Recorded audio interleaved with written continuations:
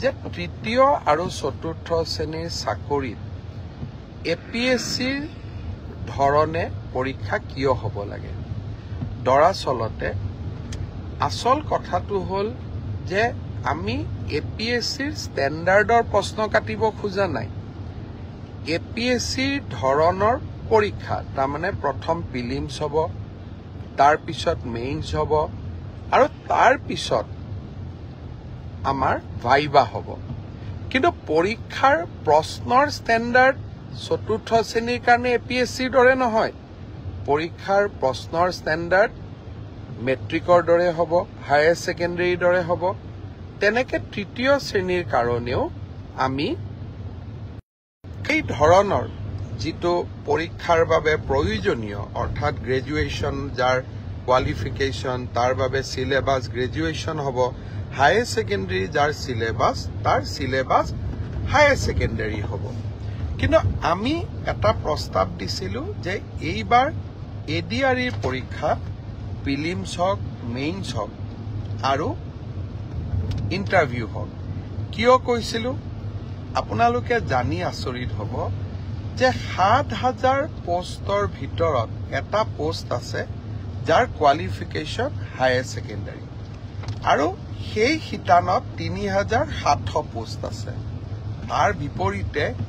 11 লাখ ল'ৰা ছোৱালীয়ে আবেদন কৰিছে 11 লাখ ল'ৰা ছোৱালীক যেতিয়া আমি পৰীক্ষা পাতিব যাম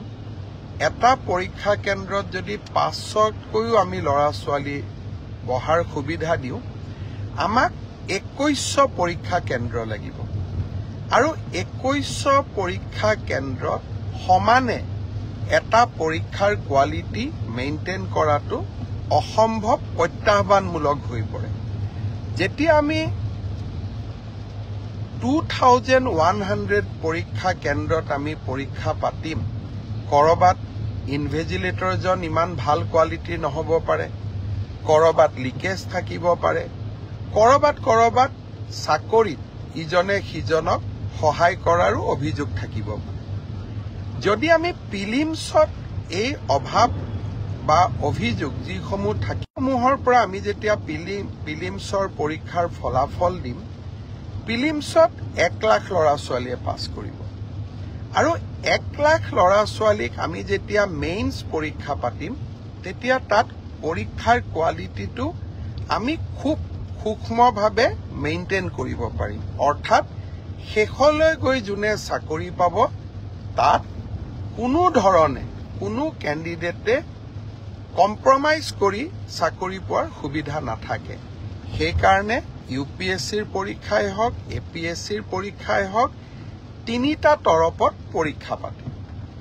পৰীক্ষাৰ প্ৰশ্ন কাকতবোৰ APSC UPSCৰ দৰে নহয় দুজন মানে কৈ আছে চতুৰ্থ শ্ৰেণীৰ কাৰণে APSCৰ দৰে পৰীক্ষা কিয় হ'ব লাগে চতুৰ্থ শ্ৰেণীৰ ইণ্টাৰভিউত APR জনে ক্লাছ 10ৰ ষ্টেণ্ডাৰ্ডে পৰীক্ষাৰ প্ৰশ্নৰ উত্তৰ দিব কিন্তু প্ৰিলিমছ আৰু মেইনছৰ মাজেদি যেতিয়া সৰকি আহিব তেতিয়া চাকৰি যোগ্যজনে পাব মোৰ এটাই লক্ষ্য আছিলে যে চাকৰি যাতে যোগ্যজনক বাদ দি আন কোনোৱেও নাপায় কাৰণ চৰকাৰী চাকৰি যোগ্যতাৰ আধাৰত হলে আমাৰ ছাত্ৰ ছাত্ৰীসকলৰ শিক্ষা ব্যৱস্থাৰ ওপৰত আস্থা উভতি আহে যোৱাবাৰ আমাৰ এটা পৰীক্ষাত কেণ্ডিডেট আছিল 6 লাখ এইবাৰ এটা পৰীক্ষাত হ'ব আমাৰ কেণ্ডিডেট 11 লাখ প্ৰিলিমছ মেইনছৰ মাজেদি আমি আহিলে আমাৰ বহুখিনি চেক এণ্ড বেলেন্স আমি কৰিব পাৰিলোহেঁতেন কিন্তু যি নহওক মই বিশ্বাস কৰোঁ যে চৰকাৰৰ সিদ্ধান্ত যিমান হওক আমি বিতৰ্কৰ ঊৰ্ধত ৰাখিব লাগে দুই এজন ৰাজনৈতিক দলে হওক আমাক বেয়া পোৱা দুই এজন ব্যক্তিয়ে হওক চৰকাৰৰ প্ৰতিটো কথাতে তেওঁলোকে বিতৰ্ক হোৱাটো বিচাৰে আৰু বিতৰ্কৰ পৰা তেওঁলোকৰ যে কিবা লাভ হয় এনেকুৱা নহয় যেন বিতৰ্ক কৰি চৰকাৰখনৰ ভাল প্ৰচেষ্টাসমূহকো তেওঁলোকে যাতে কৰবাত নিগেটিভিটিলৈকে ৰূপান্তৰ কৰিব পাৰে সেইবাবে ময়ো সাৱধানে থাকিব খুজিছো এইবাৰ আমি প্ৰিলিমিনাৰী পৰীক্ষা নাপাতো মেইনছ আৰু ভাইবা ভচিৰ মাজেদিয়ে আমি পৰীক্ষাৰ ৰিজাল্ট দিম। অৱশ্যে 11 লাখ ছাত্ৰ ছাত্ৰীয়ে যেতিয়া 2100 পৰীক্ষা কেন্দ্ৰত পৰীক্ষা দিব, ই এটা ভীষণ প্ৰত্যাহ্বানমূলক হ'ব। কেনেকে পৰীক্ষা পাতিব পাৰিম, 2100 স্কুল কলেজ, ই এটা ডাঙৰ প্ৰত্যাহ্বান হ'ব। চৰকাৰী বিষয়াসকলে এই বিষয়ে আলাপ আলোচনা আৰম্ভ কৰিছে। ৰাইজৰো সহযোগিতা লাগিব। কি ধৰণে পৰীক্ষাটো বিতৰ্কৰ ওপৰত ৰাখিবৰ কাৰণে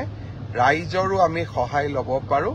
তাৰ বিষয়ে আমি চিন্তা চৰ্চা কৰিছোঁ। সময়ত আমি আপোনালোকক কম। 3 অক্টোবৰৰ পৰা পুলিচৰ ইণ্টাৰভিউ আৰম্ভ হ'ব। তাত এনেকুৱা কোনো অসুবিধা নাই। যোৱাবাৰ যেনেকৈ নিযুক্তি হৈছিল এইবাৰো হ'ব। আৰু শিক্ষকৰ নিযুক্তিৰ ক্ষেত্ৰতো আমি ইতিমধ্যে ব্যৱস্থা আৰম্ভ কৰিছোঁ।